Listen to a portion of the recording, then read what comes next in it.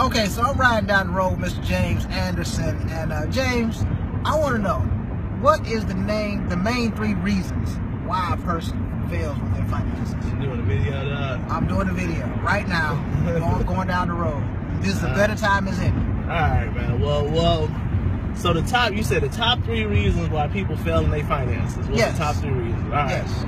Number one, like I always tell people, man, it's gonna sound kind of messed up, but number one, you gotta admit that you're in financial ruin. You know, it's like with all the anonymous programs. The first thing that they say is you gotta admit that you have a problem, because most people don't know how tore up their finances is until they really put it in perspective. And that's the first reason, because I'm gonna say this, and I might catch some flack on it, but we in the car, we in the right now. Drop the camera. Yeah, I'm dropping the camera. Here's the thing, dude. Dropping the camera, Here's the one thing right here. There's no reason why a person is out here working 40, 50 hours a week, and they honestly cannot put their hands on, say, even $1,000, $2,000. Like, if you're making some money and you're working every week and overtime, and you can't put your hands on $500, $1,000, $2,000, then that really it gets you to look at your perspective of what it is that you're actually doing.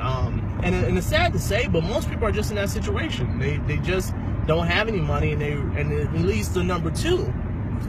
And number 2 is that they just won't admit that they don't know enough about money. You know, I always tell people that you really got to.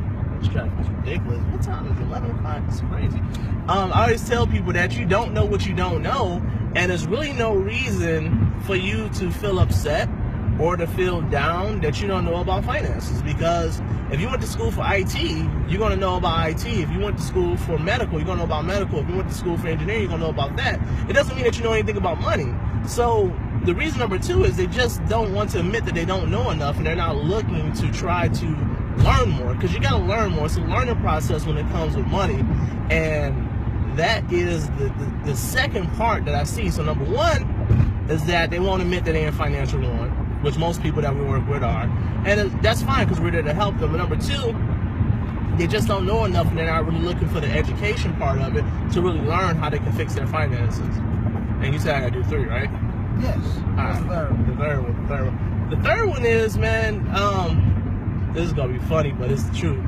Just become a salesman. I don't crash, man. I ain't gonna crash, dude. I'm driving fine. The number 3 is just become a salesman. And what I mean by that, I'm not talking about a salesman like pushing a product, but become a deal maker. Become a charismatic person. Become a person that's looking out for the best for your finances. And what I mean by that is that if you happen to walk into a store and it's something that you need, not necessarily want, but you need something, and the retail price is, I don't know, $1,000, you know, be that salesperson and try to get yourself a deal. Maybe you get 10% off and save $100. You know, that's one case right there. You know, I can tell people we do meetings at a lot of coffee shops and things like that. I might tip, you know, the barista, might give them $10, say, hey, you always take care of me, here's a little tip, can you accept tips?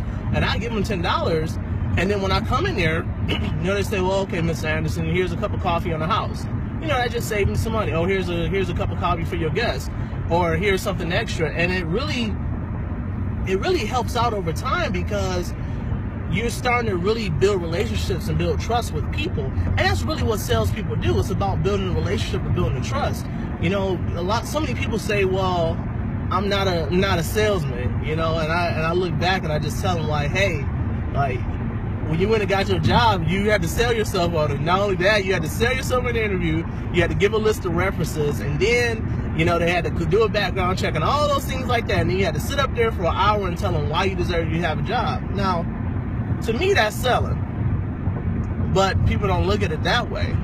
And I tell people, be a salesman, because you're going to build relationships with people, and in the long term, it's going to ultimately save you money. You know, just shopping retail, that's one of the huge things that can really save a lot of people's money if they look at it from that standpoint. You know, you have to be charismatic. You have to attract into your life what's going to increase your finances. So, number 1, admit that you're in financial ruin. Number 2, just understand that you don't know enough. I mean, we all can learn more in finances. I mean, it can go from anywhere from like, you know, just daily budgeting to speculative instruments on derivatives. I mean, it can go there's so much stuff out there to learn, and I'm learning every day.